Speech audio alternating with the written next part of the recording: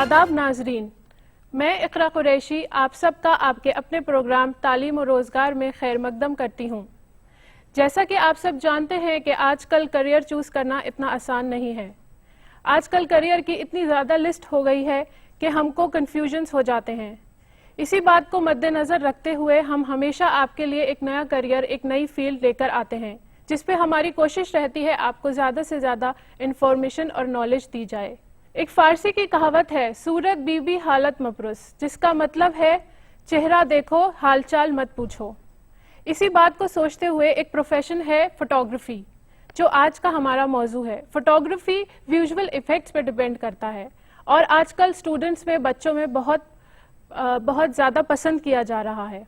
हमारे साथ उसी टॉपिक पे बात करने के लिए दो मेहमान हैं, उनका मैं तारुफ कराना चाहूँगी।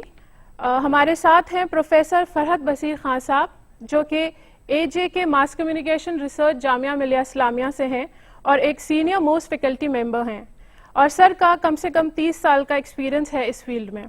सर, आपका बहुत बहुत खैर मकदम है। हमारे दूसरे मेहमान हैं मिस्टर नवीन सक्सेना, जो कि दिल्ली बेस्ड इंडस्ट्रियल फोटोग्राफर हैं और इन्होंने अपनी education, photography education NID Ahmedabad से हासिल की। और दूसरी तरफ हमारे साथ हैं हमारे कुछ स्टूडेंट्स जो कि इस प्रोफेशन में इंटरेस्ट लेते हैं, अपना करियर बनाना चाहते हैं और इनके पास बहुत सारे सवाल हैं, बहुत क्यूरियस हैं ये आगे अपनी नॉलेज को बढ़ाने के लिए। तो मैं इसी मौजू के साथ अपने प्रोग्राम को आगे बढ़ाती हूँ और सबसे पहला सवाल करती हूँ बसीर साहब से। सर, मैं ये जानना चाहूँगी कि ये प्रोफेशन या करियर, इसके लिए किस तरह के आउटलुक की ज़रूरत होती है? ये जर्नी जो फोटोग्राफी का कैरियर आप अगर चूज़ करेंगे तो वो बहुत फुलफिलिंग और बहुत अच्छी जर्नी होगी। अब सवाल ये होता है कि फ़ोटोग्राफी के लिए क्या स्किल की ज़रूरत है, मगर उससे पहले मैं ये बताना चाहता हूँ कि फ़ोटोग्राफी की अहमियत इस ज़माने में बहुत ज़्यादा बढ़ चुकी है और अब हर तरफ से विजुअल एरा कह सकते हैं, जहाँ चारों तरफ से विजुअल हमारे सामने आते हैं, चाहे बिलबोर्ड हो, चाहे फेसबुक हो, चाहे इंस्टाग्राम हो, चाहे न्यूज़पेपर हो। और अभी ये माना गया है कि फ़ोटोग्राफ्स जो हैं वो दुनिया को बदलने का काम कर सकते हैं। बहुत सारी वॉर स्टॉप हुई हैं और जब आप पढ़ेंगे तो पता चलेगा कि बहुत सारी वॉर शुरू भी इसी वजह से हुई हैं।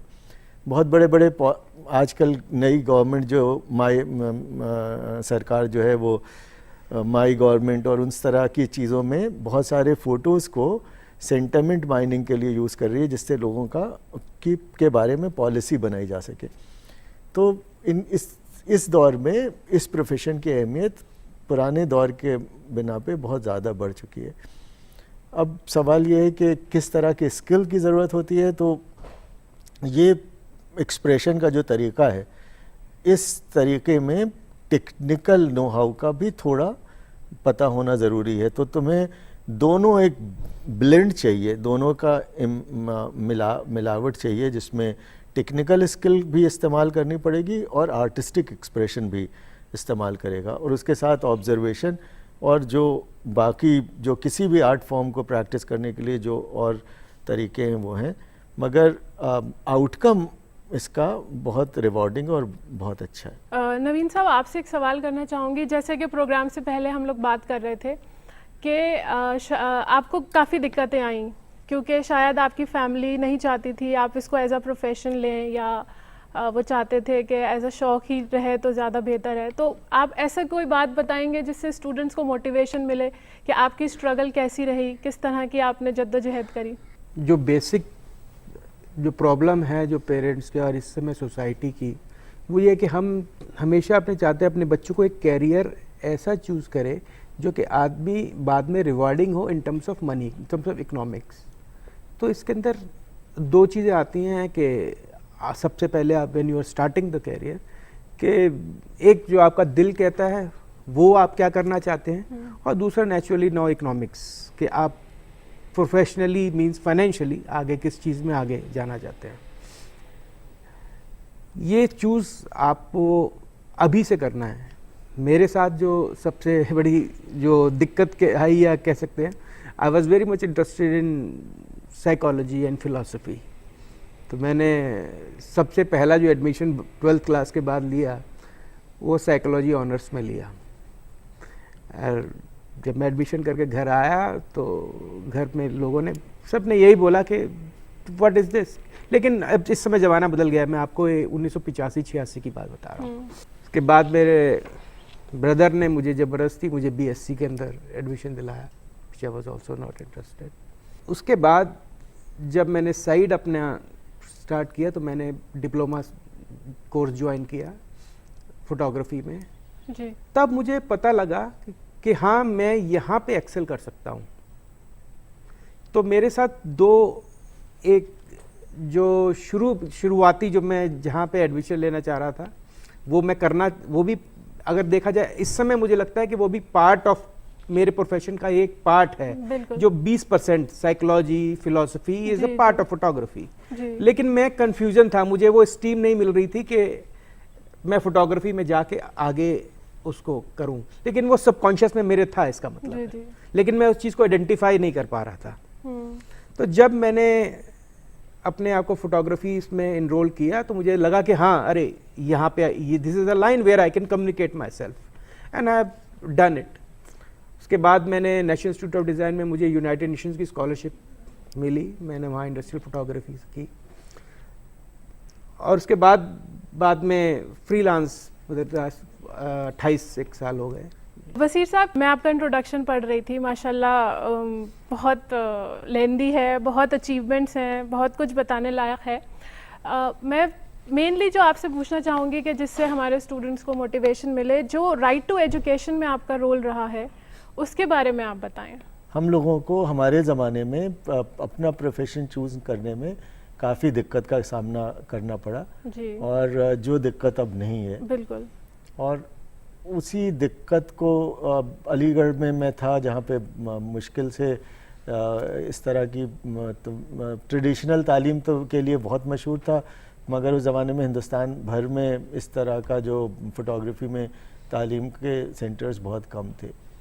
तो जब एक हमेशा से ये था कि जो इलेक्ट्रॉनिक मीडिया एजुकेशन है, फ़ोटोग्राफी एजुकेशन है, इसको मेन स्ट्रीम एजुकेशन में शामिल किया जाए। तो 1980 से इस बात की कोशिश में यूजीसी को भी और जहाँ जो फोरम होते हैं, 1996 में न्यू एजुकेशन पॉलिसी में भी एक छोटा रोल अदा किया। फिर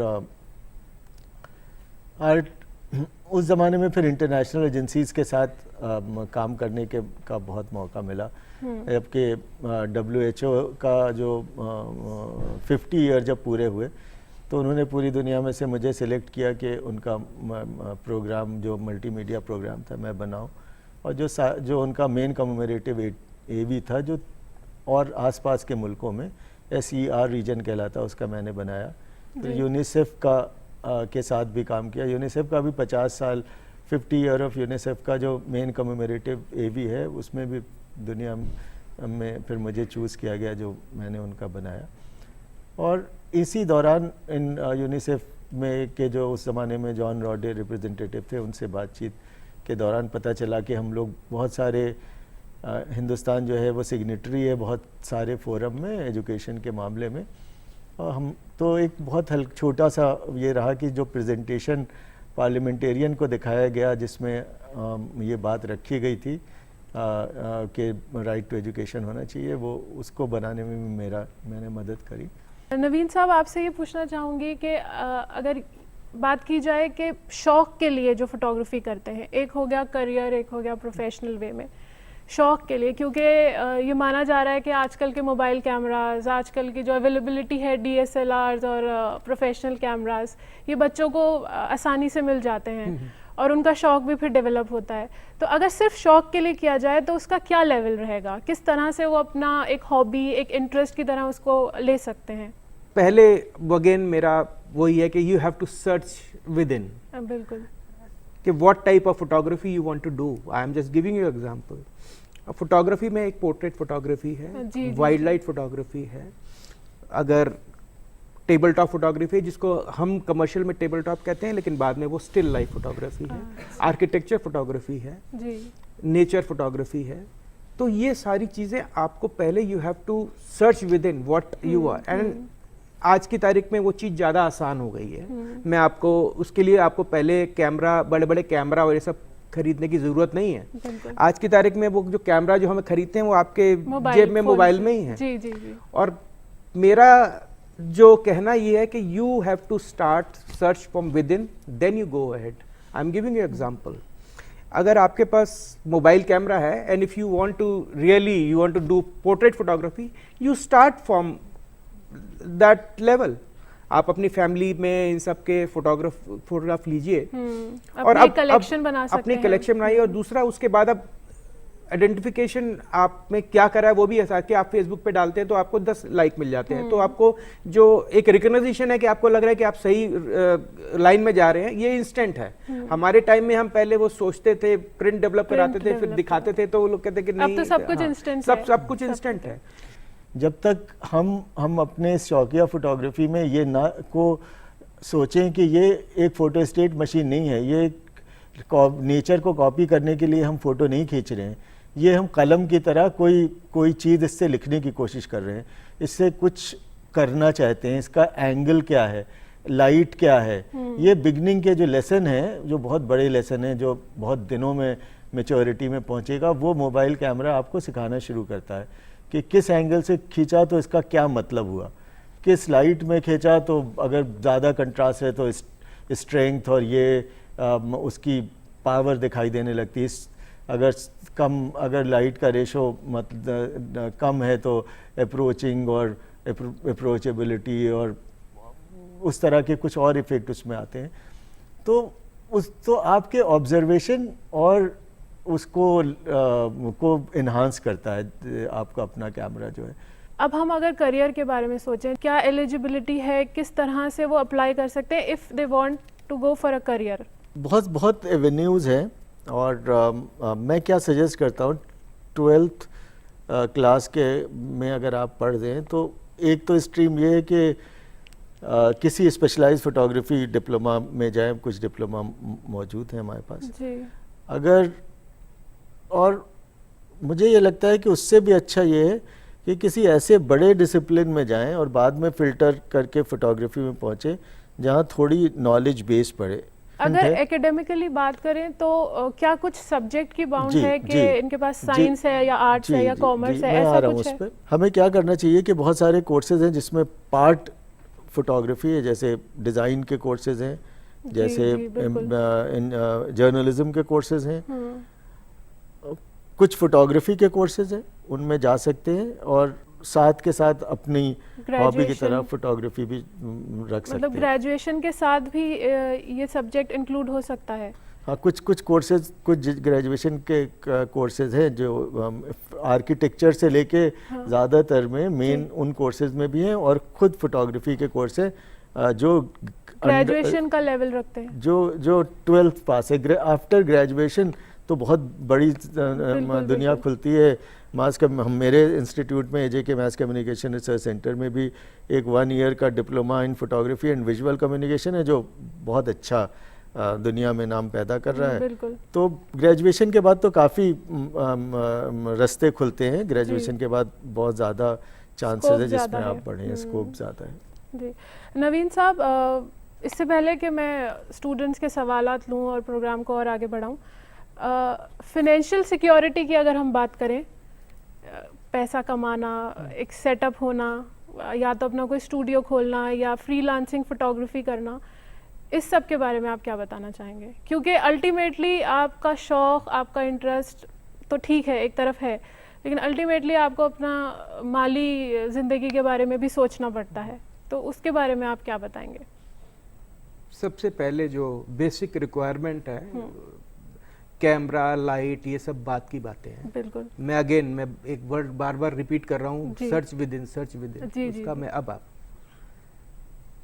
सबसे पहले आपको अपने को देखना पड़ेगा कि आपका ऑब्जर्वेशन लेवल कितना है।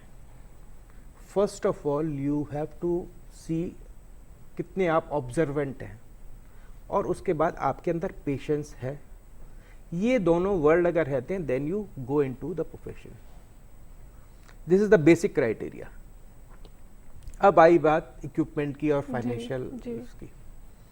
देखिए इक्विपमेंट और ये सब पहले के ज़माने में, जब मैं टाइम स्टार्ट किया तो हम लोगों को पहले पैसा इकट्ठा करना पड़ता था, फिर एक कैमरा लेके जी, आना बिल्कुल, पड़ता था, बिल्कुल। और फिर हम लाइट, और ये हम सोचते थे कि अरे अब इतना पैसा हो गया तो हम लेके के आएंगे, और उस समय मार्केट भी इतनी ओपन नहीं थी, मतलब ये जो कैमरे के ब्रांड्स हैं वो मिलते नहीं थे, बिल्कुल, अब स्मगल्ड तो बहुत मार्केट ज़्यादा में अब तो हो कंपटीशन गया। है, अब बिल्कुल। तो फाइनेंस होने लगे हैं, मतलब इज वेरी थिंग। दूसरा एक और सबसे अच्छी बात हुई है ओवर द इयर्स कि अब लाइट, कैमरा, लेंस वगैरह ये सब रेंट पे मिलते हैं। तो आज की तारीख के अंदर जैसे मैं अभी हूं और मुझे अगर कोई एक शूट है तो कोई मुझे असाइनमेंट मिला है, तो मुझे असाइनमेंट मिला है, तो मेरे को कुछ करने की जरूरत नहीं है, मुझे एक रेंटल कंपनी के पास जाके मुझे रेंट के पे लाइट्स मिल जाएंगी, मुझे कैमरा मिल जाएगा, मुझे किस टाइप की शूट करनी है उस टाइप के मेरे को लेंस किराए पे मिल जाएंगे, तो आपकी बेसिक इन्वेस्टमेंट तो कुछ नहीं रही। तो ये एक शॉर्टकट हो गया है विच इज वेरी गुड। मुझे अब लगता है कि कितने साल हमारी जिंदगी के जो हमने अपने पैसा सेविंग सोर्स में लगाए वो हमारे वेस्ट गए, अगर ये अपॉर्चुनिटी हमारे को मिली होती तो। बट एनीवे, ये बात इन्वेस्टमेंट की रही, स्टूडियो की रही। मैं आपसे स्टूडियो, अब जैसे इक्विपमेंट की तो आपकी प्रॉब्लम सॉल्व ही हो गई है, studio is also not required.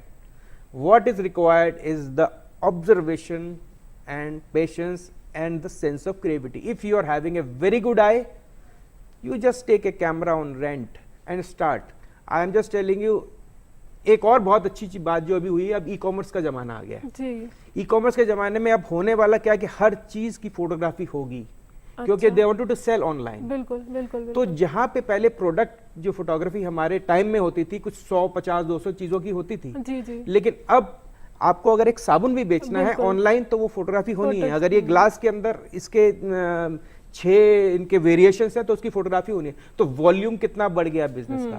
लेकिन मैं जो आपको कहना चाह रहा हूँ, since you are starting your career, studio equipment is all, it is not that important. अगर आपके अंदर विदिन है and if you are having good eye, you can just go ahead. तो मेरे ख्याल से अब स्टूडेंट से शुरुआत की जाए। आप लोगों के पास बेशक बहुत सारे सवालात होंगे, तो आपसे शुरू करते हैं। Hello sir, hello ma'am, my name is Gayatri Arora. Sir, I have completed my graduation in journalism only.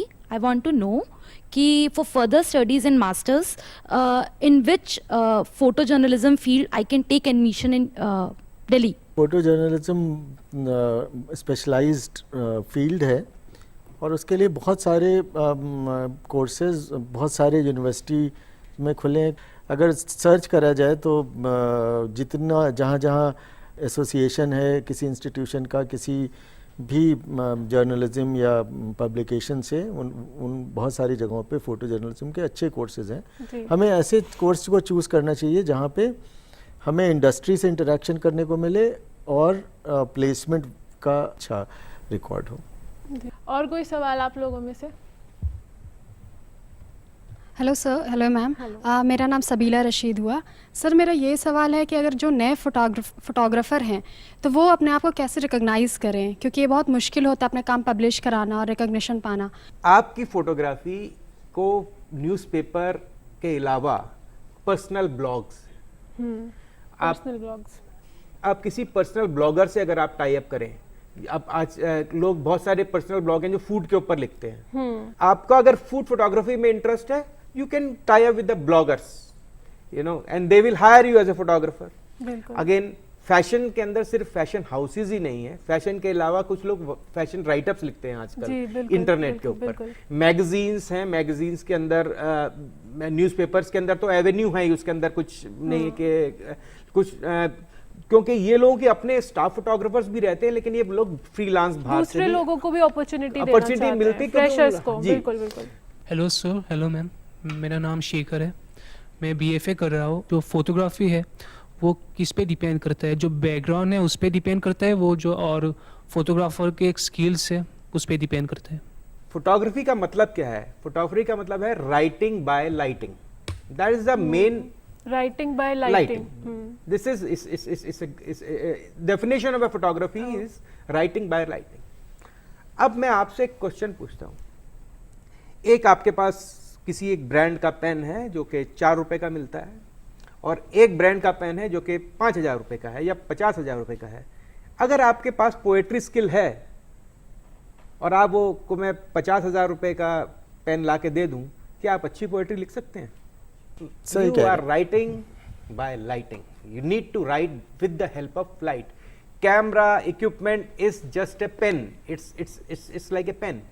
मैं वो इन्हीं की बात को आगे बढ़ाते हुए मैं यही वो बिल्कुल ही उसी बात को एम्फेसाइज कर रहा हूँ कि सबसे पहले हमें ऑब्जर्वेशन से हमें अपनी दिमाग में विजुअल क्रिएट करने की ताकत आनी पड़ेगी कि हमारे विजुअल हम दिमाग में क्रिएट कर पाएँ, और उसके साथ के साथ हमारे हाथ में भी वो स्किल चाहिए कि उसको ट्रांसलेट कर पाएँ।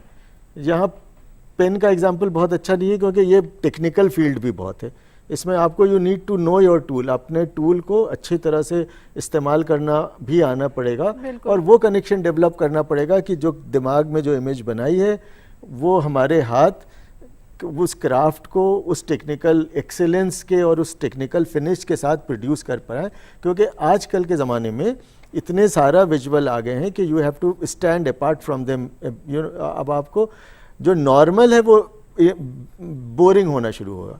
जो हम बहुत अच्छे हर कलर वलर सब बिल्कुल ठीक है, वो अब सबसे बोरिंग फ़ोटोज़ होने शुरू हो गए। जो पहले हम समझते थे यही अल्टीमेट है, बिल्कुल जैसा दिख रहा है वैसे आ जाए। जी। आखिर में मैं आप दोनों मेहमानों से ये कहना चाहूँगी कि अगर आप शॉर्ट में कोई ऐसा मैसेज इनको दे सकें जिससे इनको और मोटिवेशन मिले, और जाहिर सी बात है घर बैठे इनके पेरेंट्स भी ये प्रोग्राम देख रहे होंगे, ऐसा कोई मैसेज जिससे इनके पेरेंट्स को भी ये मोटिवेशन मिले कि अगर हमारे बच्चे ने ये करियर चूज़ किया है तो इसमें कोई ख़राबी नहीं है।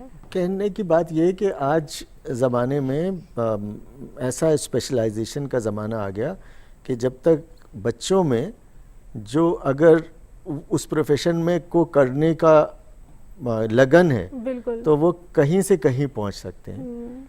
आप उसमें जोग्राफिकल बाउंड्रीज भी अब ख़त्म हो गई। संस्कृत पढ़ के ऑक्सफोर्ड में नौकरी कर सकते हैं, तो मगर अच्छा करना पड़ेगा।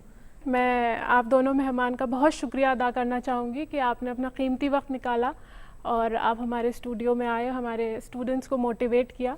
ज़रूर ये भी कहना चाहूँगी कि आपको भी इससे बहुत फ़ायदा हुआ होगा, और उम्मीद करती हूँ कि जो आपके कन्फ्यूजन्स थे वो दूर हुए होंगे। तो आप लोगों का भी बहुत शुक्रिया।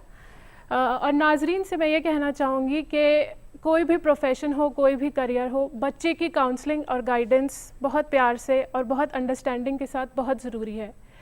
और ये उम्मीद करती हूँ कि आपको आज का हमारा प्रोग्राम बहुत पसंद आया होगा। आप अपने ख़यालात और फीडबैक हमें भेज सकते हैं। हमारा ईमेल आईडी है talimorozgar@gmail.com। बहुत शुक्रिया।